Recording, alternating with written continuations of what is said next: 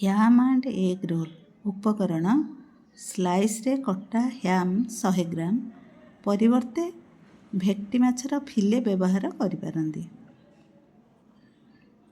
ସେ କ୍ଷେତ୍ରରେ ମାଛକୁ ଲୁଣ ଓ ଲେମ୍ବୁ ଲଗାଇ 10 ମିନିଟ୍ ପାଇଁ ମ୍ୟାରିନେଟ୍ ହେବାକୁ ରଖିଦିଅନ୍ତୁ। ତାପରେ ଅଣ୍ଡା 4ଟା, ବିନ୍ସ 100 ଗ୍ରାମ, ଟମାଟୋ 4ଟା, ଲୁଣ ଓ ଗୋଲମରିଚ ସ୍ୱାଦ ଅନୁସାରେ, ଲହୁଣୀ ଅଳ୍ପ, କ୍ରିମ୍ ଅଥବା କ୍ଷୀର ପରିମାଣ ଅନୁସାରେ। ପ୍ରସ୍ତୁତି: ଅଣ୍ଡାକୁ ଶକ୍ତ ଭାବେ ସିଝାଇ ଚୂନା ଚୂନା କରି କାଟି ନିଅନ୍ତୁ। ବିନ୍ସକୁ ଛୋଟ ଛୋଟ ଖଣ୍ଡରେ କାଟି ବାମ୍ଫରେ ସିଝେଇ ନିଅନ୍ତୁ। ଅଣ୍ଡା, ବିନ୍ସ ଓ ଲୁଣକୁ ଏକାଠି ଦଳି ନିଅନ୍ତୁ। ଏଥିରେ କ୍ଷୀର ବା କ୍ରିମ୍ ମିଶାନ୍ତୁ। ଏହି ପୁରକୁ ପ୍ରତିଟି ହ୍ୟାମ୍ ସ୍ଲାଇସ୍ରେ ରଖି ରୋଲ୍ କରି ନିଅନ୍ତୁ।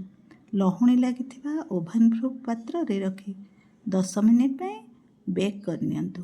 ଉପରେ କାକୁଡ଼ି ଓ ଲେଟୁସ୍ ପତ୍ର ସଜାଇ ପରିବେଷଣ କରନ୍ତୁ। ହୋଇଗଲା ହ୍ୟାମ୍ ଆଣ୍ଡ ଏଗ୍ ରୋଲ୍।